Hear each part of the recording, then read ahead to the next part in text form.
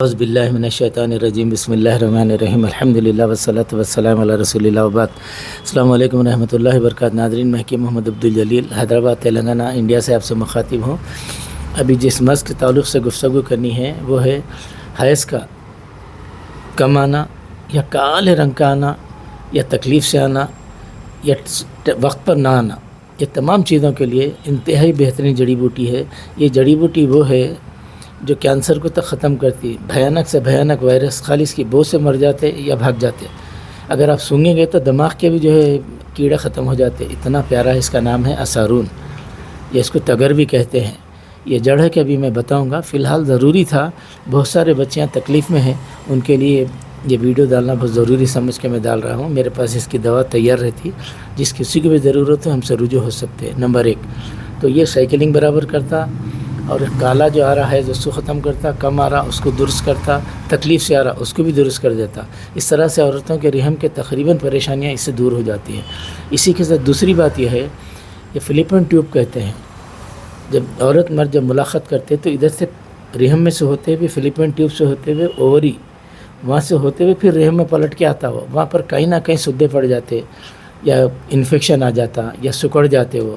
تو ان تمام چیزوں کی درستگی کے لیے پہلے کے لوگ اسے نل کہتے تھے، نل کا تلک، نل کی بیماری، نلوں کی تکلیف یہ کہا جاتا تھا۔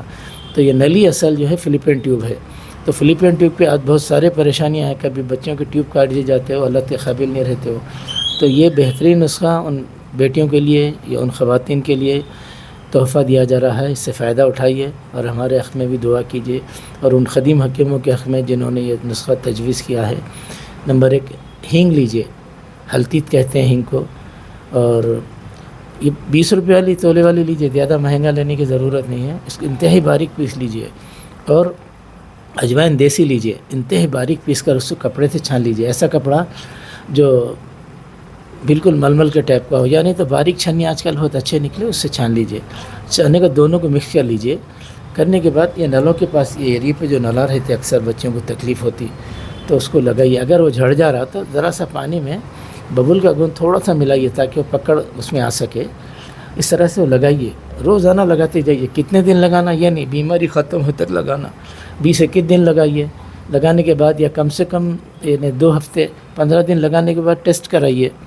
کرانے کے بعد آپ کو معلوم ہو جائے گا کہ تکلیف کس ختم کیا، اور اس میں بلاکیج ہے تو کھل گیا کیا، اور اس میں جو رکاوٹیں آ رہی تھی وہ سدے کھل گیا کیا، یہ دیکھ لیجیے۔ اور اس تعلق سے ہمارے پاس دوائیں تیار رہتی، جس کسی کو ضرورت ہو وہ ہم سے رجوع کر سکتے ہیں۔ اور یہ جو تگر میں اس سے پہلے جو بیان کیا وہ اتنی پیاری چیز ہے، اگر بچیاں کھاتے رہیں گے تو ان کے رحم میں بھی خوشبو پیدا ہوتی، بدبو ہٹ جاتی۔ بہرحال، اور اس کے لیے سب سے بہترین یہ ہے کہ غذائیں باسی نہ کھائیں اور غذائیں تازی کھائیں۔ سب تعریفیں اللہ کو سزاوار ہیں، الحمدللہ رب العالمین۔